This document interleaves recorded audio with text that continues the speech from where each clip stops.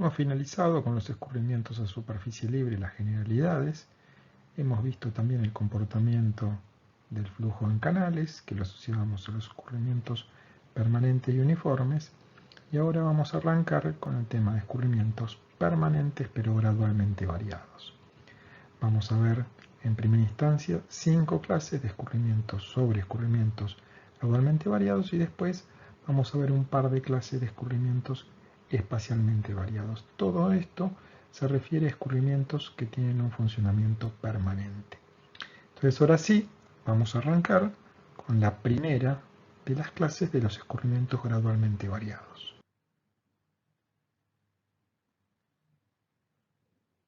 Los escurrimientos permanentes gradualmente variados son aquellos en los que las variables hidrodinámicas pueden variar a lo largo del cauce, pero se mantienen constantes en el tiempo. Es decir, si bien en este tipo de escurrimientos la geometría del canal o del cauce puede variar de sección a sección, en una sección determinada se van a mantener constantes en el tiempo. Y en términos cinemáticos uno puede expresar, por ejemplo, que las aceleraciones convectivas van a ser distintas de cero, pero las aceleraciones locales van a ser iguales a cero. Es decir, podemos tener variación con el recorrido de los parámetros del escurrimiento, pero no va a haber variación en el tiempo. Es decir, las derivadas parciales respecto al tiempo van a ser siempre iguales a cero. Esta sería la condición de permanencia.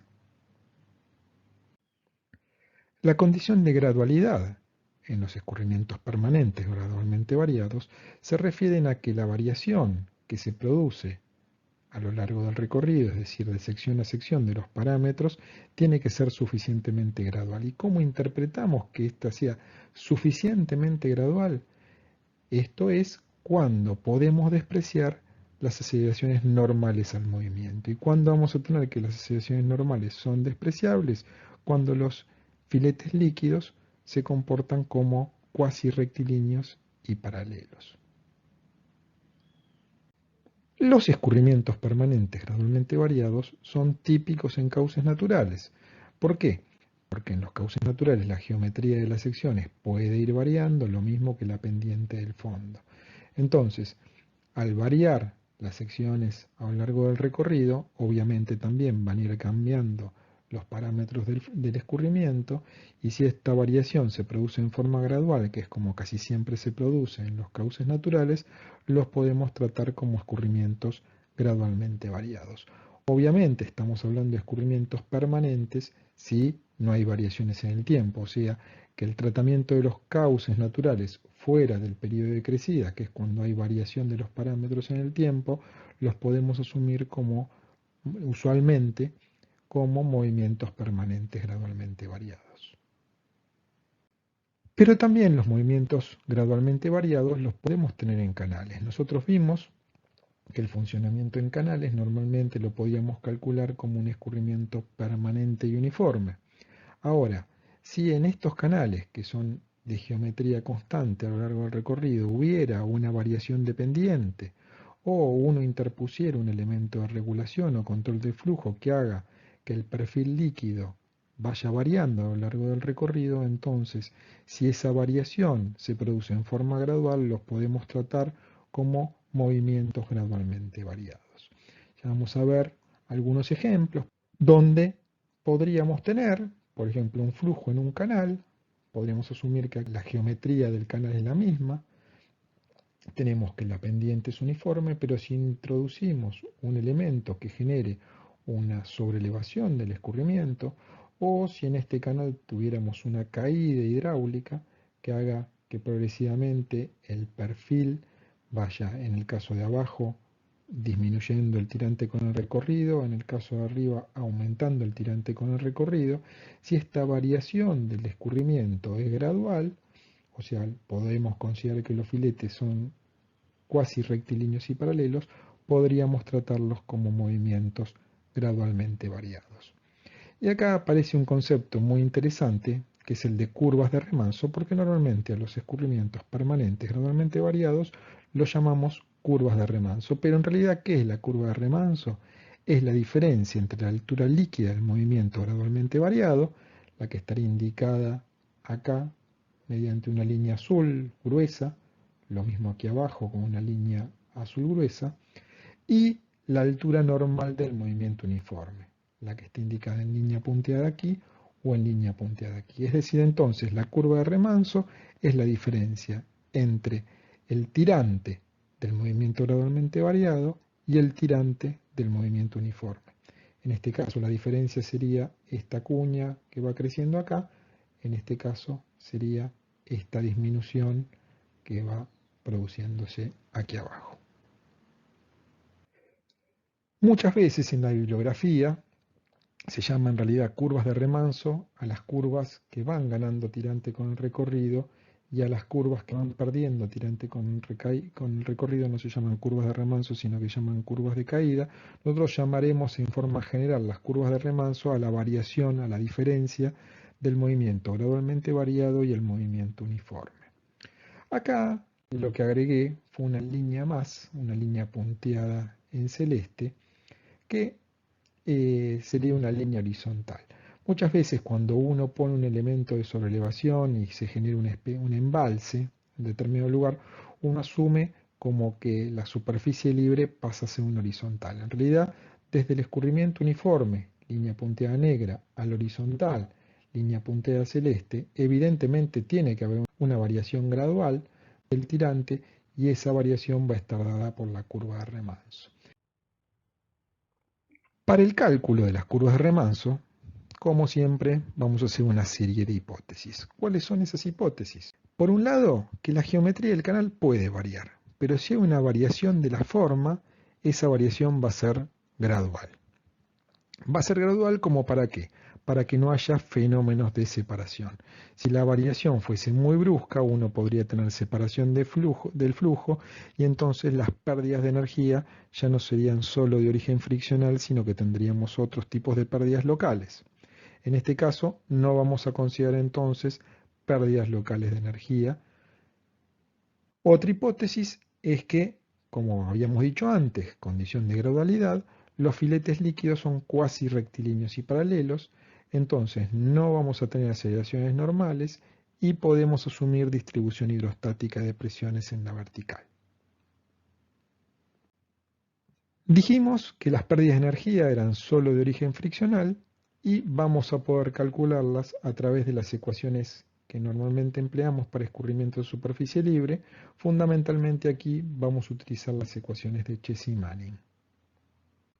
Si bien en cualquier flujo sabemos que hay componentes transversales de la velocidad, nosotros vamos a despreciarlas frente a las velocidades en el sentido principal del escurrimiento, es decir, que vamos a considerar un movimiento unidimensional en la dirección del escurrimiento. La distribución de velocidades en la sección asumimos que es conocida, es decir, que quedan definidos los coeficientes de Coriolis para, que era el coeficiente, recuerden, el coeficiente corrector del flujo de energía cinética, y también el coeficiente beta de Boussinesq, que era el coeficiente corrector para el flujo de cantidad de movimiento. En realidad, en nuestros cálculos vamos a asumir como que tanto el coeficiente de Coriolis como el de Boussinesq los vamos a tomar iguales a 1, pero uno podría en realidad, si supiera cómo es la distribución de velocidades, poner los coeficientes de acuerdo a la situación real. Por último, vamos a tomar, para tener un análisis más simple todavía, una hipótesis complementaria o la hipótesis complementaria de pequeña pendiente. Entonces podemos trabajar ya sea con el tirante o con la altura líquida en forma indistinta, y no tenemos que tener ninguna corrección para la distribución de presiones en la vertical. No tenemos que usar ningún factor de corrección para el tirante y podemos trabajar con la altura. Ahora, ¿en qué consiste el cálculo de las curvas de remanso? Justamente en determinar cómo varía el tirante con el recorrido o la altura de agua con el recorrido. Salvo casos muy simples y muy sencillos, casi nunca es posible determinar en forma analítica, o sea, conociendo en todo el dominio cuánto vale el tirante. Entonces, en realidad, con lo que vamos a trabajar es con una ecuación diferencial que eventualmente podremos calcular en forma discreta, es decir, en algunas secciones, y en esas secciones iremos determinando cuánto vale el tirante. Entonces, la ecuación general con la que vamos a trabajar no va a ser h igual a una función de s, sino que vamos a trabajar con la ecuación diferencial de derivada de h respecto a s.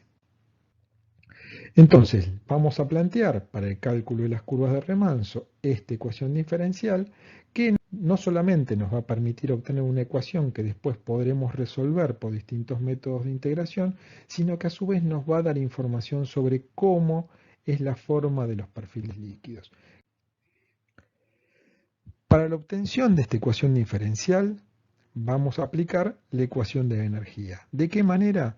A través de la ecuación de la energía propia, que ya definimos cuando vimos los escurrimientos a superficie libre y era la energía relativa al fondo del canal, y lo podíamos definir como la suma del término del tirante, o sea, la energía de presión, más la energía cinética.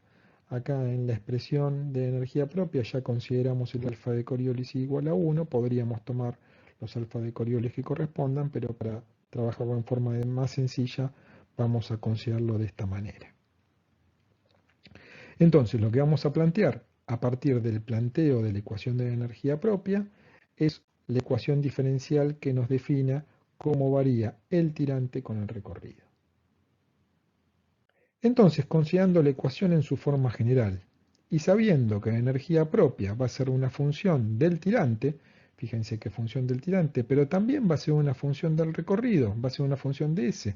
¿Por qué? Porque como la forma de la sección puede ir cambiando con el recorrido, evidentemente la función de energía propia no solamente va a variar con el tirante, sino también con el recorrido. Hagamos un pequeño paréntesis acá y recordemos, cuando hacíamos el diagrama energía propia en función del tirante, veíamos que ese diagrama era válido para un caudal constante y geometría de la sección constante.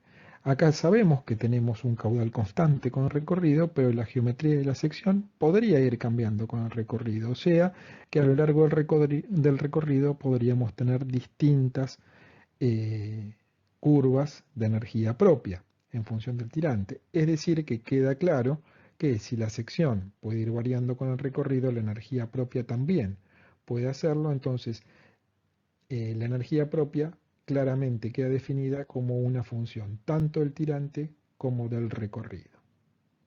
De esta manera, si planteamos derivada total a la función de energía propia respecto del recorrido, la podemos expresar como la derivada total de esta función de h y s respecto de s como la derivada parcial de la energía propia respecto de h por la derivada de h a ds, la derivada total de h a ds. ¿Qué significa la derivada parcial de h respecto del tirante? Es la derivada parcial de la energía propia respecto del tirante para una determinada sección S, es decir, para S constante. ¿Y qué es la derivada parcial de la energía propia respecto de S? Sería la variación de la energía propia en el recorrido considerando H constante. En definitiva, despejando el término que era el que nosotros queremos definir, que es la variación del tirante respecto al recorrido, podemos expresarla como que la derivada total del tirante con el recorrido es igual a la derivada total de la energía propia con el recorrido menos la derivada parcial de la energía propia con el recorrido para h constante, dividido la derivada parcial de la energía propia con el tirante para s constante. ¿Y qué es lo que obtuvimos? Obtuvimos la formulación general para los perfiles líquidos del movimiento permanente gradualmente variado, o también llamada formulación general o ecuación general de las curvas de remanso, y que va a ser una ecuación diferencial a derivadas parciales. En la clase que viene, lo que vamos a hacer es ir identificando cada uno de estos términos cuánto vale, como para reemplazar en esta formulación general o ecuación general de las curvas de remanso. Para terminar esta primera clase, le dejo una serie de preguntas para que ustedes piensen y vean de responder. Van a ser conceptos que les van a venir muy bien para las clases que vienen.